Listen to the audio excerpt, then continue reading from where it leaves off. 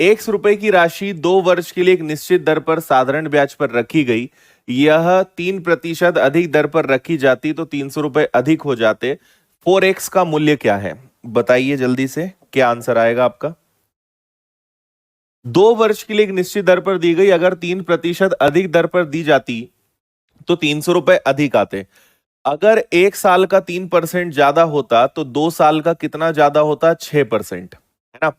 तो आपसे कहा गया है कि 6% ज्यादा हो जाएगा तो ₹300 भी ज्यादा हो जाएगा।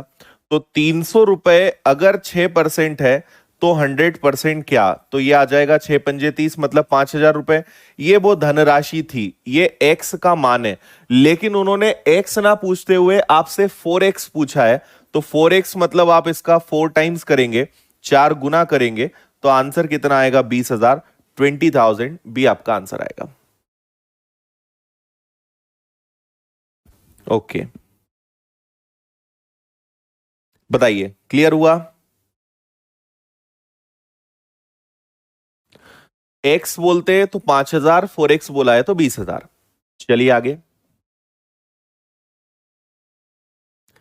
एक निश्चित धनराशि एक निश्चित समय में 24% प्रतिवर्ष साधारण ब्याज की दर से 10,000 रुपए हो जाती है। वही राशि उसी समय में 8% की दर से साधारण ब्याज की दर से 4,000 हो जाती है। तो धनराशि और समय ज्ञात कीजिए।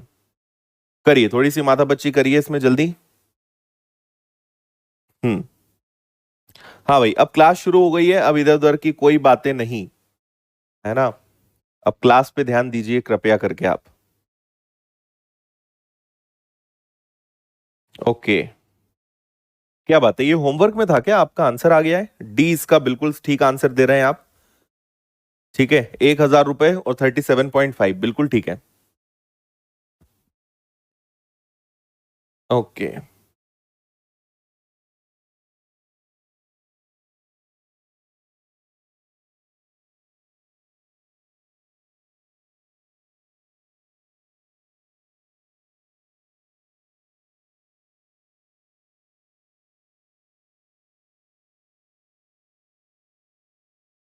चलिए बता दूं। ओके, देखिए आपसे कहा है कि अगर ब्याज की दर 24% होगी तो 10,000 रुपए बन जाएंगे, है ना? और अगर ब्याज की दर 8% होगी तो कितना बन जाएगा? तो ये बन जाएगा आपका 4,000 रुपए। इतना बोला है आपसे। अब यहां पे सोचने वाली बात है, ठीक है, ये दोनों क्या है ये आपको पता है? ये दोनों एक प्रकार से मिश्रधन है ना? ये क्या है? मिश्रधन है। मतलब ये दोनों क्या है? अमाउंट है। तो इसके अंदर मूलधन है और ब्याज है, इसके अंदर भी मूलधन है और ब्याज है। ये बात हमें ध्यान रखनी है ना? आपसे क्या कहा है? धनराशि एक निश्चित समय में 24% प्रतिवर्ष साधारण ब्याज की दर से 10,000 हो जाती है और वही राशि उसी समय में 8% प्रतिवर्ष की दर से 4,000 रुपए हो जाती है। तो धनराशि और समय आपको ज्ञात करना है। ओके,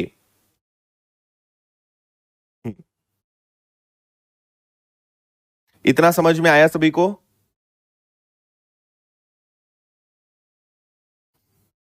52 में क्या दिक्कत है भाई, ये बता दिया। देख लो जल्दी से, लेट आए हो क्या? ऐसा जिद करने में लगते हैं, 10 कमेंट लिख डालते हैं, तो लेट आते हो फिर बोलते हो 2 बार 4 बार दिखा दो।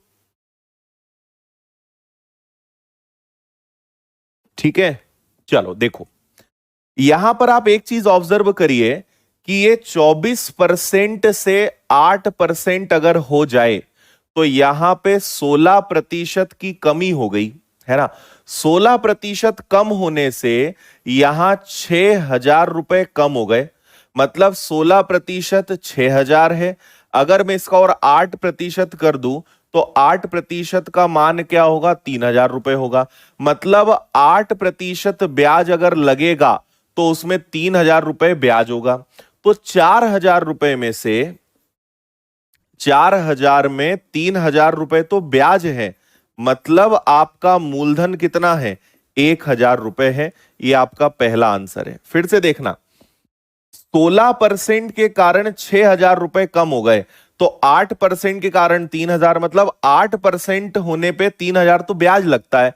इसके अंदर 3,000 ब्याज है, मतलब मूलधन कितना है? 1,000 है। ये मुझे पता चल गया। अब इसी से हम ले लेते हैं कि 1,000 रुपए अगर हमारे पास हो, ब्याज की दर अगर हमारे पास 8,000 हो, तो हमें 3,000 रुपए साधारण ब्याज देना पड़ता है, गुणा करेंगे 100 का। ठीक है, ये आ जाएगा 300/8। 300 में अगर आपने 8 का भाग दिया तो 37.5 ईयर्स आ जाएगा। ये आपका आंसर है। तो मूलधन 1,000 रुपए है और यहां पर ईयर्स कितना है? 37.5।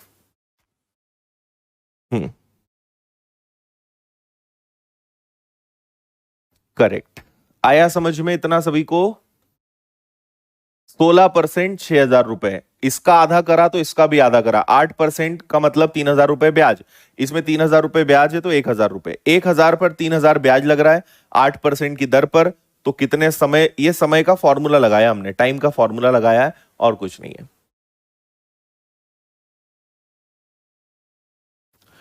किसी मूलधन पर 12 वर्ष के लिए साधारण ब्याज 2,400 रुपए है। यदि मूलधन 3 वर्ष बाद 3 गुना हो जाता है तो 12 वर्ष के बाद कितना ब्याज प्राप्त होगा? हम्म,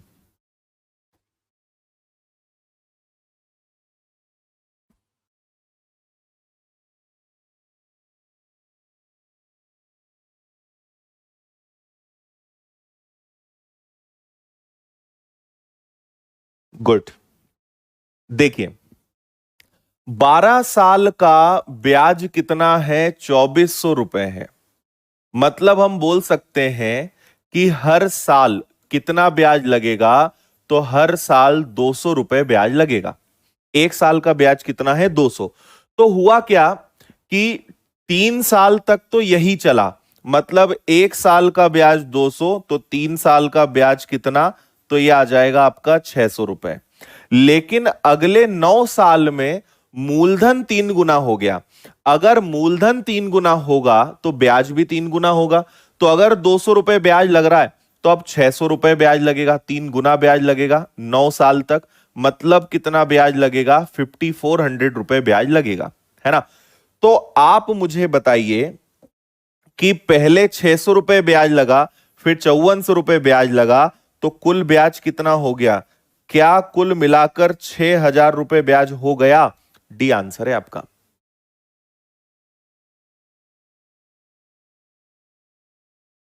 हम्म, समझे? फिर से बता रहा हूं। देखो, 12 साल में 2,400 रुपए ब्याज लगा, मतलब हर साल 200 रुपए ब्याज लग रहा है। तो 3 साल में कितना लगेगा? 600। और अगर मूलधन 3 गुना हो जाएगा तो ब्याज भी 3 गुना हो जाएगा। तो 200 का 3 गुना कितना हो गया? 600। हर साल 200 लग रहा है तो 3 साल अब 3 गुना हो गया तो 600। और अगर 9 साल तक 600 रुपए महीना लगेगा तो 5,400, 600 ये 5,400 ये 6,000 रुपए टोटल आपका ब्याज लगेगा। सिंपल। चलिए, यहीं तक होमवर्क थे क्या? ये भी होमवर्क में था। ये सवाल दिखने में थोड़ा सा बड़ा है लेकिन आसान है ना? 2 बार आप इसको पढ़िए, फिर हम इसको आपको बताते हैं। पढ़िए जल्दी।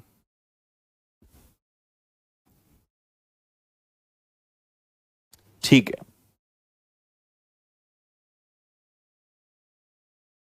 ठीक है। देखो, पढ़ा आपने। अंकुर क्या करता है? 8% पर मेघा से पैसा उधार लेता है और उससे दुगनी राशि जो है 9% पर हर्षिता से उधार लेता है।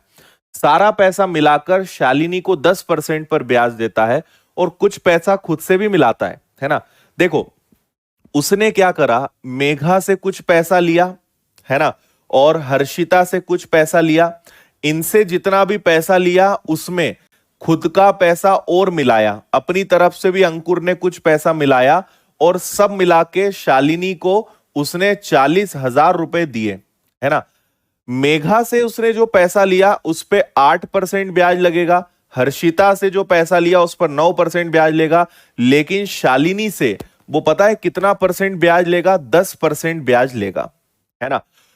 और उसे कुल मिलाकर 1,400 रुपए का लाभ हुआ। तो पहले हम पूरा शालिनी का एडजस्टमेंट करते हैं, ध्यान से सुनना, ठीक है?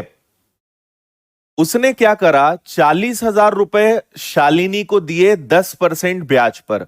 40,000 का 10% जो है, अच्छा इस 40,000 की एक खासियत मैं आपको बता दूं, इस 40,000 में मेघा का पैसा भी है, इस 40,000 में हर्षिता का पैसा भी है, और इस 40,000 में अंकुर ने भी अपनी तरफ से कुछ पैसा मिलाया है, तब जाकर 40,000 हुआ है। 40,000 का 10% मतलब शालिनी 4,000 रुपए ब्याज देगी, है ना। और अंकुर को 1,400 रुपए का लाभ होता है। 1,400 रुपए का लाभ होता है मतलब क्योंकि उसने इन दोनों से पैसा लिया है तो इन्हें भी तो ब्याज देना पड़ेगा। तो इनको जब वो ब्याज दे देगा उसके बाद उसके पास 1,400 रुपए का लाभ होगा, मतलब ये 1,400 रुपए उसके हैं। तो 4,000 में से 1,400 गए, मतलब उसे 2,600 रुपए ब्याज देना है। किसको देना है? हर्षिता को और मेघा को। इतनी बात समझ में आई कि नहीं? ये 1,400 उसका खुद का, 40,000 का 10%, 4,000 रुपए ब्याज मिलेगा, 1,400 रुपए उसका, मतलब हर्षिता और मेघा को कितना ब्याज देगा? वो 2,600 ब्याज देगा। इतनी बात क्लियर है? ठीक है। अब सुनिए आगे आपसे क्या कहा है कि 40,000 हो गया है, और एक सबसे मजेदार बात यह है कि जितना पैसा मेघा से लिया उससे दुगना उसने हर्षिता से लिया। तो मान लो, माना कि मेघा से उसने अगर 100 रुपए लिए होंगे तो हर्षिता से दुगना मतलब 200 लिया होगा। आपकी जो मर्जी आए वो मान लेना, मैंने 100 और 200 मान लिया, है ना। 100 का 8% 8 रुपए होता है, और 200 का 9% 18 रुपए होता है। मतलब 8 रुपए ब्याज मेघा को देना है और 18 रुपए ब्याज हर्षिता को देना है। तो कुल मिलाकर इन दोनों को कितना ब्याज देना है? 26। जबकि रियल में कितना ब्याज देना है? रियल में इन्हें ब्याज देना है 2,600। 26 की वैल्यू 2,600 हुई, मतलब 1 की वैल्यू 100 हुई। तो 100 का गुणा 100 में करो, मतलब उसने मेघा से 10,000 रुपए लिए थे। 100 का गुणा 200 में करो, हर्षिता से उसने 20,000 रुपए लिए थे। इसका मतलब अंकुर ने खुद से कितना मिलाया होगा? 10,000, तभी तो 40,000 होगा। तो अंकुर ने कितना पैसा मिलाया था? 10,000, 10,000 रुपए। डी आंसर इसका।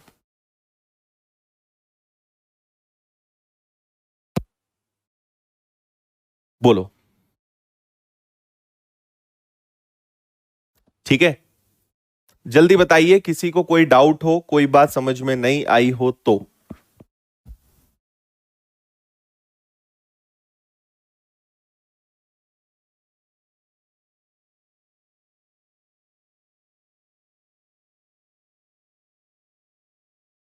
ठीक है,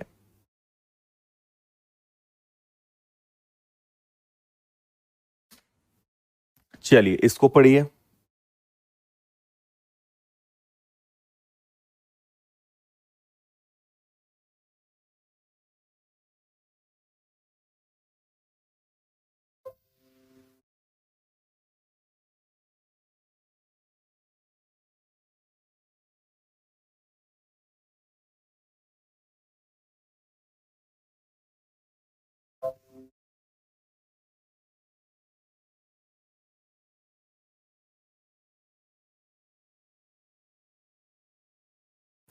सौ और 200 हमने माना, आपने प्रश्न ध्यान से नहीं पढ़ा।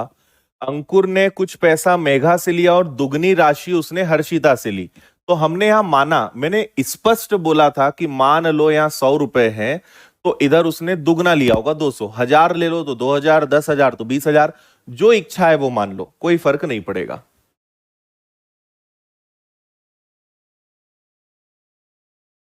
ठीक है,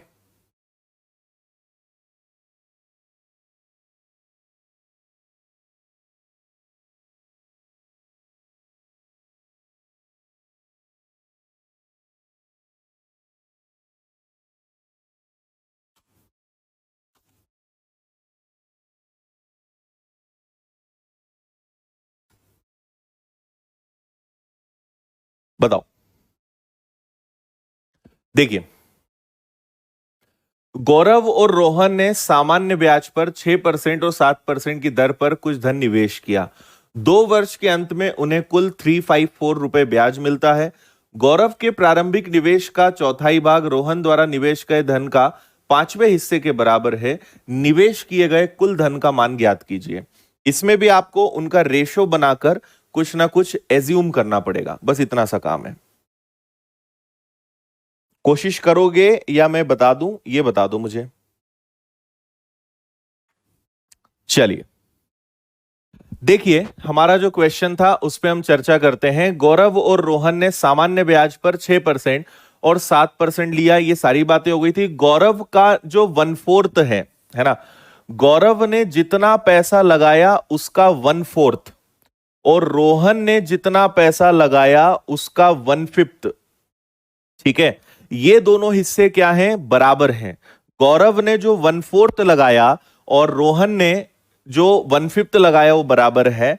तो गौरव को यहीं रहने दीजिए, रोहन को यहां ले लीजिए। 4 का मल्टीप्लाई यहां, 5 का मल्टीप्लाई यहां। ठीक है, ये हो गया आपका गौरव और रोहन का रेशो। अब आप कुछ भी मान लीजिए, तो मान लीजिए कि गौरव ने लगाए हैं यहां 400 रुपए और रोहन ने लगाए हैं यहां पे 500 रुपए, है ना। रोहन ब्याज दे रहा है 6% और रोहन ब्याज दे रहा है 7%। तो 400 का 6% होता है 24 और 500 का 7% होता है 35। तो यहां पे 24 और 35 को जोड़ेंगे तो ये कितना आ जाएगा, 5 और 2 7, मतलब ये आना चाहिए आपका 79। ठीक है, यही आ रहा है क्या, 79 रुपए यहां पर आ रहा है। हम चाहें तो इसमें 4 और 5 को, ठीक है,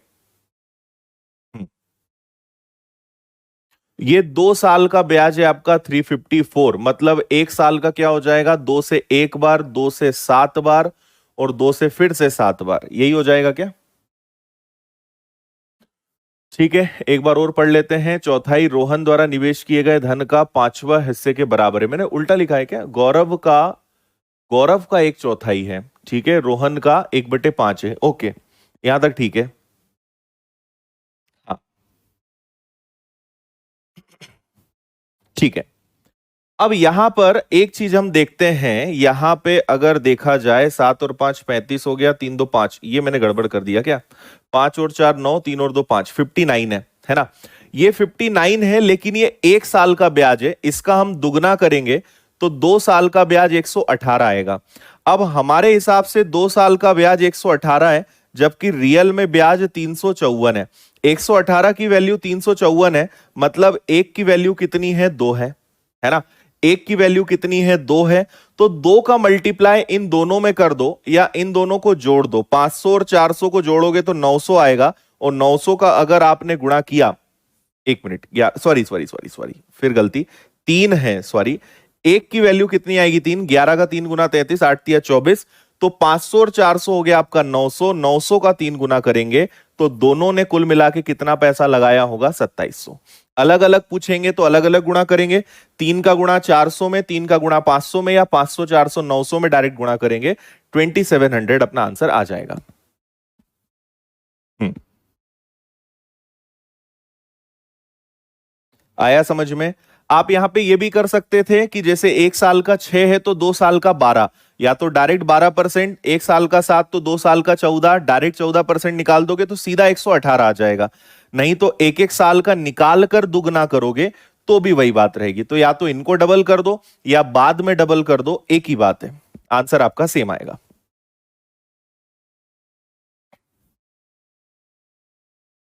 ओके है।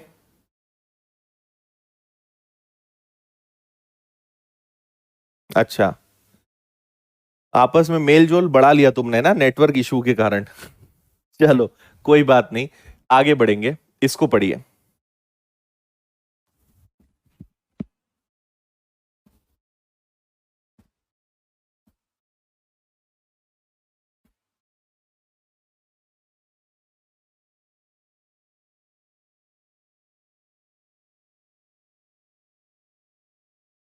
रेशो में गुणा नहीं करेंगे हम, जो मानते हैं ना उसमें गुणा करते हैं।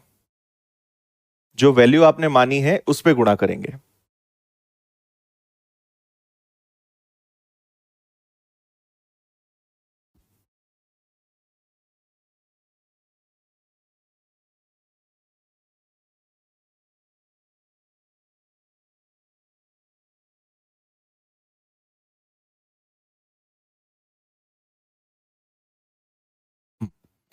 तीन व्यक्ति हैं, आनंद, अवधेश और अनिल। 12% की दर पर अलग अलग राशि 1 वर्ष के लिए सावधि जमा में निवेश करते हैं और रुपए 3,240 का ब्याज प्राप्त करते हैं यदि अवधेश के द्वारा निवेशित राशि आनंद द्वारा निवेशित राशि से 5,000 रुपए अधिक हो और अनिल द्वारा निवेशित राशि अवधेश से निवेशित राशि से 2,000 अधिक हो। बहुत ही आसान है, हमने रेशो में ऐसा क्वेश्चन किया था। 3 लोग हैं, अवधेश आनंद से 5,000 लगाता है ज्यादा, तो आप ऐसा करिए कि आनंद को मान लीजिए x, तो अवधेश क्या करता है, इससे 5,000 ज्यादा लगाता है, मतलब x प्लस 5,000। ठीक है। और इसके बाद अनिल जो है अवधेश से भी 2,000 ज्यादा लगाता है, तो अनिल को ले लीजिए, इससे भी 2,000 ज्यादा, तो वो हो जाएगा x प्लस 7,000। और तीनों ने कुल मिला के कितना पैसा लगाया है उसकी इंफॉर्मेशन हमारे पास नहीं है कि है नहीं है। ठीक है। और आगे क्या बोला है, अलग अलग राशि 1 वर्ष के लिए जमा करी है और कुल 3,240 रुपए ब्याज में प्राप्त किए हैं और अवधेश ने कितने रुपए का निवेश किया यह आपको बताना है।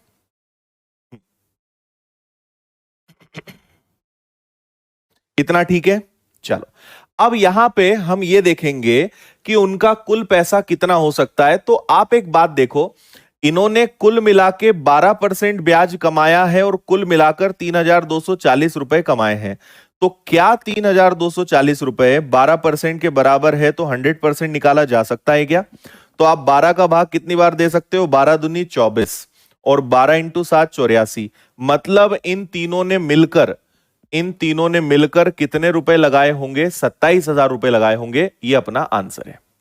बताओ, आनंद के पास x, अवधेश के पास 5,000 ज्यादा, अवधेश से भी 2,000 ज्यादा, अनिल के पास हो गए 7,000। तीनों ने 12% पे पैसा उधार लिया और 3,240 रुपए ब्याज कमाया। तो 3,240 12% है तो 100% कितना, 27,000 रुपए ये आ गया। तो ये तीनों की कुल धनराशि है। इतना हमें समझ में आ गया है, बाकी तो आगे करना आसान है। ये हो गया आपका 3x प्लस ये हो गया आपका 12,000 और ये हो गया आपका कितना, 27,000। तो 27 में से आपका 12 चला गया तो बचेगा कितना, 15। 15 को x से 3 से डिवाइड करोगे तो 3 5 15, मतलब x की वैल्यू कितनी आ जाएगी, 5,000 आ जाएगी। अवधेश ने कितना पैसा लगाया, तो अवधेश के पास x की वैल्यू 5,000 है, तो 5,000 और 5,000, अवधेश ने 10,000 रुपए लगाए। ये आपका आंसर होना चाहिए, 10,000 बी।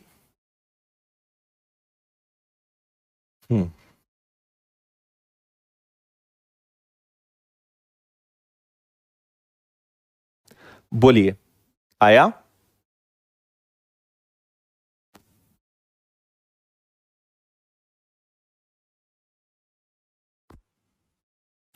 ठीक है। आनंद का बोलेंगे तो 5,000, इसका बोलेंगे तो अनिल का बोलेंगे तो 12,000, अवधेश का बोला है तो 5,000।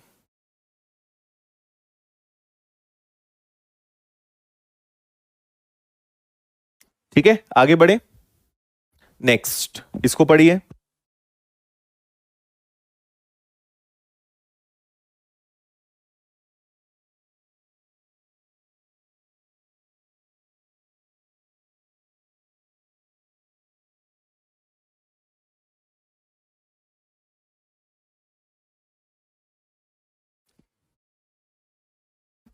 चल, ये वाला हम कर चुके हैं। गुना वाला जो प्रश्न है, 3 साल में स्वयं का 7/6 गुना। तो देखो, गुना में मैंने आपसे कहा था कि एक कम करते हैं हमेशा, 6 कम 6, 6 7 में से 6 गया तो बचेगा 1/6।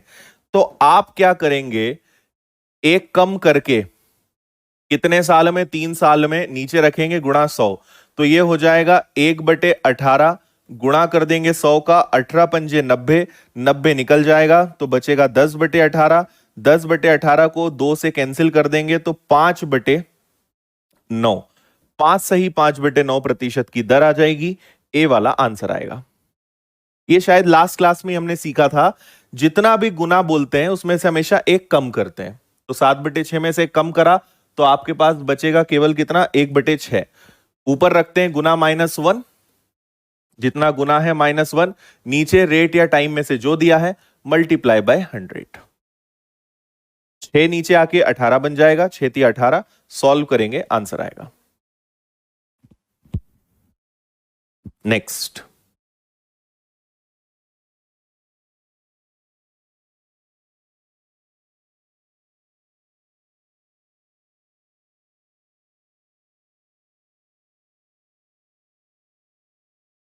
ठीक है। कितने समय में 8% की वार्षिक दर से साधारण ब्याज मूलधन का 2/5 होगा? 8% की दर से साधारण ब्याज मूलधन का 2/5 होगा। तो देखिए, साधारण ब्याज मूलधन का 2/5 होगा। मैंने आपको एक बार बताया था, जो पहले आए वो ऊपर, जो बाद में आए वो नीचे।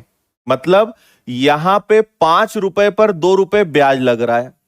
5 रुपए पर 2 रुपए ब्याज लग रहा है, मल्टीप्लाई बाय 100, मतलब यहां 40% हम ब्याज चुका रहे हैं, है ना। और 40% हम ब्याज यहां चुका रहे हैं, और कितने प्रतिशत की दर से? जब एक साल में 8% लग रहा है, तो कितने साल में ये 40% होगा? एक साल में अगर 8%, तो कितने साल में ये 40% होगा? तो 8×5 = 40, मतलब कितने साल में? 5 साल में। एक बार और समझाता हूं मैं। मैंने जो पैसा दिया, उस पर ब्याज 2/5 लगा। मतलब अगर मैंने 5 रुपए ब्याज दिया, 5 रुपए उधार दिए थे, उस पे 2 रुपए ब्याज लगा, तो 5 रुपए पे 2 रुपए ब्याज लगा, ये अपने आप में 40% है। मतलब मैं 40% ब्याज पे कर रहा हूं। एक साल का ब्याज अगर 8% है, तो 40% देने का मतलब कितने साल हुए? 5 साल। करेक्ट।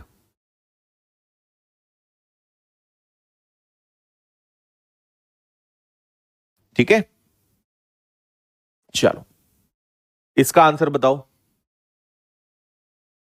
एकदम सेम क्वेश्चन है।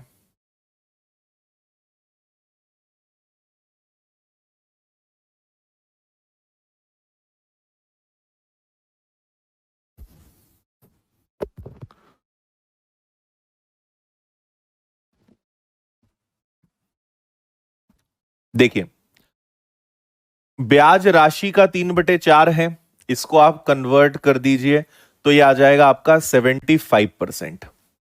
ठीक है, तो आप 75% ब्याज चुका रहे हो, कितने वर्षों में? 12.5 वर्षों में। 12.5 ईयर्स में आप 75% चुका रहे हो। 12.5 का दुगना होता है 25, 25 का 3 गुना होता है 75, मतलब हर साल हम 6% ब्याज दे रहे हैं, 6% पर एनम। ये आपका आंसर है।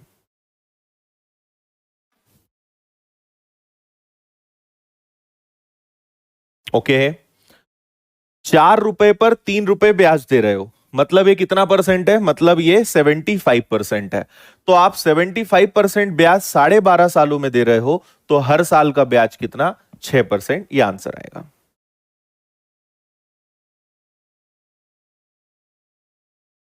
ठीक, नेक्स्ट।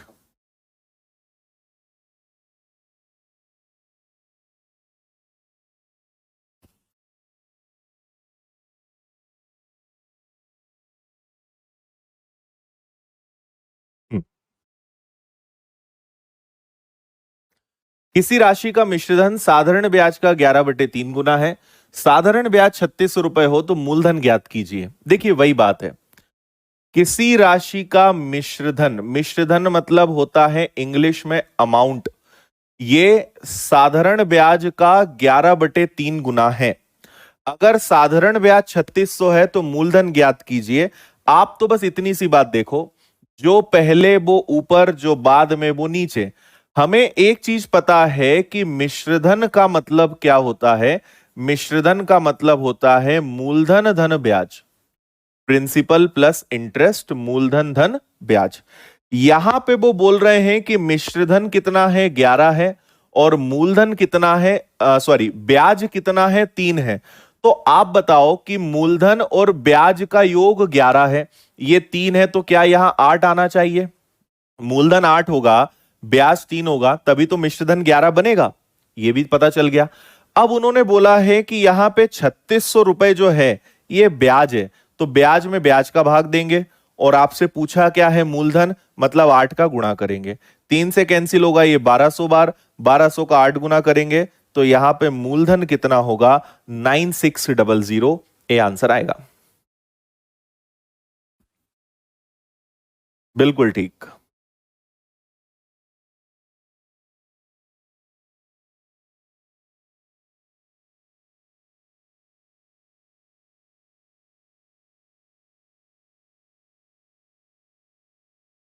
बताइए, आया समझ में? है ना? मिश्रधन 11 है और ब्याज 3 है, तो मूलधन 8 होगा। 3 ब्याज है और रुपए में 3600 है। एक की वैल्यू 1200, 8 का गुणा कर दिया 9600। अगर मिश्रधन बोलते तो 11 का गुणा करते। एक चीज आपको पता है, बाकी कुछ भी आप आसानी से बता सकते हो। आगे बढ़िए। किसी राशि का मिश्रधन साधारण ब्याज का 13/4 है। लो, एकदम सेम क्वेश्चन है, करो। मैं यहां बस लिख देता हूं कुछ कुछ चीजें, आप आंसर बताओ जल्दी से सभी।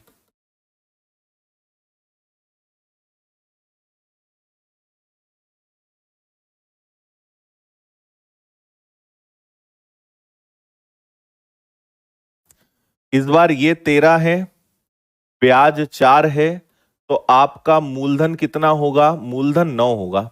9 और 4 13, है ना? फिर उन्होंने बोला है कि 4500 रुपए मूलधन है। क्योंकि ये मूलधन है तो भाग भी मूलधन का देंगे। और पूछा क्या है? मिश्रधन, मतलब गुणा करेंगे 13 का। 9 5 45, 13 पंजे 65, 6500 रुपए आपका आंसर आ गया होगा। सी।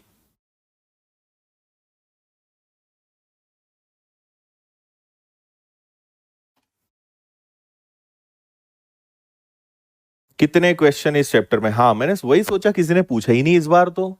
इस चैप्टर में भी हम 100 के आसपास क्वेश्चंस करेंगे। ठीक है, 100 क्वेश्चंस तक आप थोड़ी सी शांति रखें। देखो, मैं सभी को बार बार एक ही बात बोलूंगा, आपने अगर मैथ्स फाउंडेशन ज्वाइन करा है तो ये पूछना, बोलना, सोचना छोड़ दो कि कब खत्म होगा, कितने क्वेश्चंस करेंगे। आपने बहुत अपने जीवन का पता नहीं क्या डिसीजन आपको लगता है, लेकिन आपने बहुत खतरनाक डिसीजन लिया है मैथ्स फाउंडेशन बैच ज्वाइन करके। तो अब यहां पे चैप्टर कभी निपटाया जाएगा ही नहीं, है ना? आप या तो एक बार सोच लो अभी भी अच्छे से, लेकिन यहां हर चैप्टर डिटेल में जाएगा। फाउंडेशन का मतलब ही होता है मैक्स टू मैक्स क्वेश्चंस, अलग अलग प्रकार के, ज्यादा से ज्यादा वैरायटी के क्वेश्चंस। तो आपने बहुत गलत जगह पे अपना जो है पैसा लगाया है, तो अब आप फंस गए हो। अब आपको बहुत सारा सिखाए बिना मैं नहीं रहूंगा, है ना? इसलिए बार बार ये चीजें मत पूछा करो। हर क्वेश्चंस हर चैप्टर में 80 90 100 एडवांस में 200 क्वेश्चंस करोगे तो क्या हालत होगी, मर जाओगे तुम तो ऐसे में पूछ पूछ के। ठीक है, इसलिए सीखने पे फोकस करो, बार बार ये चीजें मत किया करो। हाँ भाई, पहली बार मैं ऐसा देख रहा हूं, हालांकि पहले भी कई बार होता आया है, लेकिन पहली बार मैं ऐसा देख रहा हूं कि बच्चे बार बार पूछते ही रहते हैं, सर कितने क्वेश्चन होंगे, ये चैप्टर कब खत्म होगा, वो कब होगा। भाई बाकी जगह ये होता है कि टीचर्स फटाफट 30 40 क्वेश्चंस करे, चैप्टर खत्म, बच्चे देखते ही रह जाते हैं, सर खत्म हो गया। यहाँ उल्टा होता है, यहाँ बच्चे ही थक जाते हैं, सर खत्म कर दो, अब हम थक गए। ठीक है, तो हाँ भाई, आपको मैथ्स को अब जीवन में खत्म करना है। एक बार पढ़ के लाइफ लाइन, लाइफ टाइम खत्म करना है। बार बार जीवन भर मैथ्स ही नहीं पढ़ना है। तो इसलिए एक बार पढ़ा, एक बार ज्वाइन कर लिया है तो आप पूरा मैथ्स पढ़ के तो देखो, आपका जिंदगी भर का टेंशन खत्म हो जाएगा। ठीक है, क्योंकि मैं तो सीख, मेरे साथ अगर आप चलोगे तो आप बहुत शानदार मैथ सीख जाओगे, लेकिन आपको डेली मेरे साथ चलना पड़ेगा। हम्म।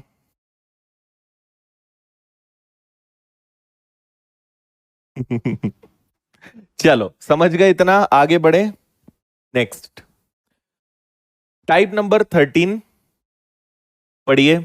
और हो सकता है आप इसमें खुद दिमाग लगा लें थोड़ा सा कि यहां क्या लगने वाला है।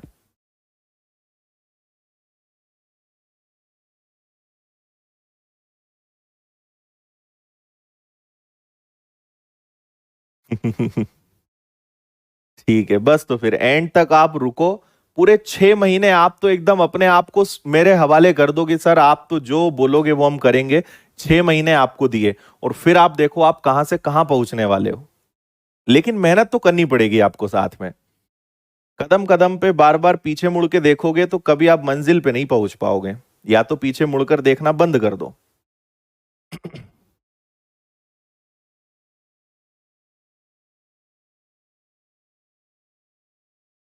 ठीक है, वेरी गुड, मिक्सचर यहां पे लगेगा, है ना?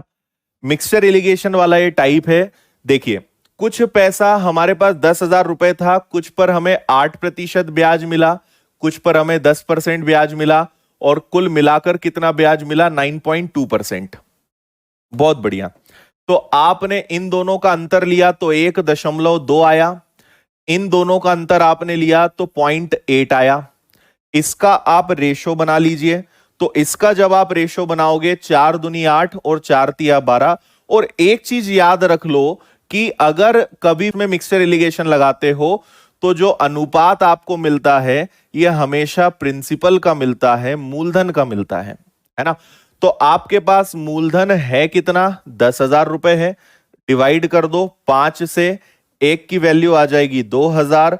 2,000 का दुगना हमने एक स्कीम में 4,000 रुपए लगाए, 2,000 का 3 गुना दूसरी स्कीम में हमने 6,000 रुपए लगाए। ये आपका आंसर है, 4,000 और 6,000 ए वाला। परफेक्ट।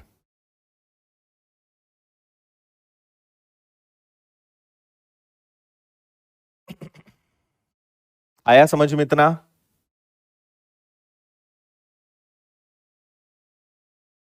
चलिए, तो मैं आपको मिक्सचर एलिगेशन के कुछ क्वेश्चंस होमवर्क में दे रहा हूं। क्वेश्चन नंबर 64 भी ऐसा ही है, 65 भी ऐसा ही है, 66 भी ऐसा ही है ना। 67 भी मिक्सचर एलिगेशन से होगा। तो मैं आपको क्वेश्चन नंबर 67 तक होमवर्क दे रहा हूं। ये सब मिक्सचर एलिगेशन से ही सॉल्व होंगे, इनको आप करिए। बाकी फिर इसके आगे टाइप चेंज होगा, वहां हम करेंगे। ओके भाई, ठीक है। राहुल पासवान जी, खुश अब? चलिए, तो आज यहीं पे हम रुकेंगे, बाकी कल इसके आगे करेंगे। आज इंटरनेट ने थोड़ा दिक्कत दे दिया था, बट ठीक है।